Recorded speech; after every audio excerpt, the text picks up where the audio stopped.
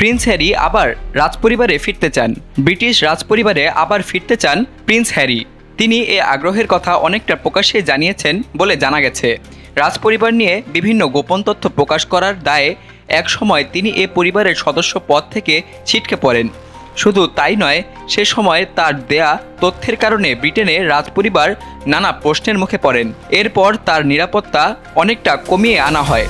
2020 সালে রাজপরিবারের দায়িত্ব ছেড়ে স্ত্রী মেগানকে নিয়ে যুক্তরাষ্ট্রে চলে যান প্রিন্স হ্যারি।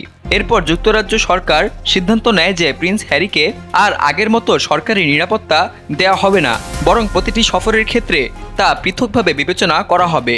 প্রথম মামলায় পরাজয়ের পর হ্যারি আপিল করেন। সম্প্রতি হ্যারি রায়ের বিরুদ্ধে আপিল করেন, কিন্তু সে আপিলের রায়ে হেরে গেছেন তিনি। গতকাল শুক্রবার এ বিষয়ে রায় ঘোষণা করা হয়। লন্ডনের আপিল আদালতে 3 বিচারকের বেঞ্চ তার আবেদন খারিজ করে দেয়। প্রিন্স হ্যারি এখন সুপ্রিম কোর্টে যেতে পারেন। তার আইনজীবীরা বলেন, হ্যারিকে অযৌক্তিক এবং কম মানের নিরাপত্তা দিয়ে অন্যদের তুলনায় আলাদাভাবে বিবেচনা করা হয়েছে। লিখিত আবেদনে উল্লেখ করা হয়, হ্যারি এবং মেগান নিউ ইয়র্ক সিটিতে প্যাপারাজ্জিদের দ্বারা বিপজ্জনক গাড়ি তাড়া এবং আল কায়দার হুমকির মুখোমুখি হয়ে গিয়েছিলেন। 1997 সালে প্যাপারাজ্জিদের তাড়া খেয়ে সড়ক দুর্ঘটনায় মারা যান তার মা প্রিন্সেস ডায়ানা।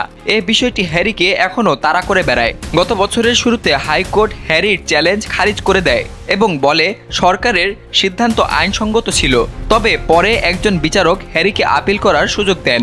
সরকার পক্ষের আইনজীবীরা যুক্তি দেন, হ্যারির নিরাপত্তা কমানোর সিদ্ধান্তের পেছনে কারণ হলো তার রাজকীয় অবস্থার পরিবর্তন ঘটেছে। তিনি এখন অধিকাংশ সময় দেশের বাইরে বসবাস করেন। এমন যখন অবস্থা, তখন প্রিন্স হ্যারি তার বাবা প্রিন্স চার্লসের সাথে দেখা করে আবার রাজপরিবারে ফেরার আগ্রহের কথা জানাবেন বলে জানা গেছে।